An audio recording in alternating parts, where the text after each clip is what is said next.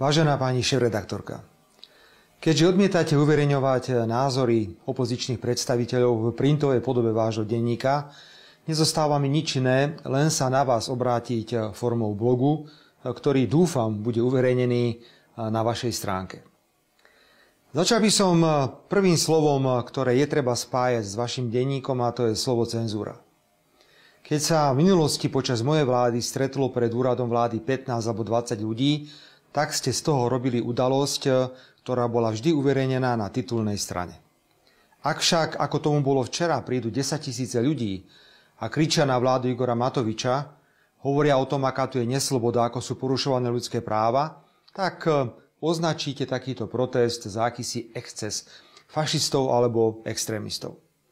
Cenzúra je niečo, čo v demokratickej spoločnosti nemôže existovať, a musím bohužiaľ konštatovať, že patríte medzi denníky na Slovensku a médiá, ktoré sú v cenzúre premiantmi.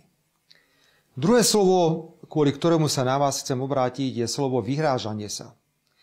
Pani redaktorka, nevyhrážajte sa v žiadnom prípade opozičným politikom, že niekto príde a vykopne im dvere.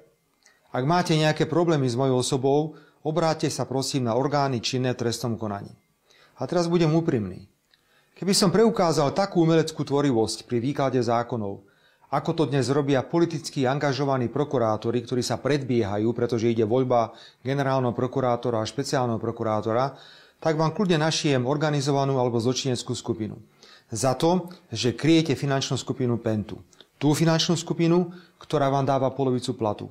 Tú finančnú skupinu, ktorá je spolumajiteľom vášho denníka. Tú finančnú skupinu, ktorá bola hlavným aktérom v najväčšej korupčnej kauze na Slovensku v Gorile. Ale samozrejme, vy máte svoju vlastnú pravdu, ktorá je vzdialená od reality, a uverejňujete len to, čo sa vám hodí. Vážená pani šéfredaktorka, urobili ste bohužiaľ z žurnalistiky na Slovensku politickú prostitútku a je mi to veľmi ľúto.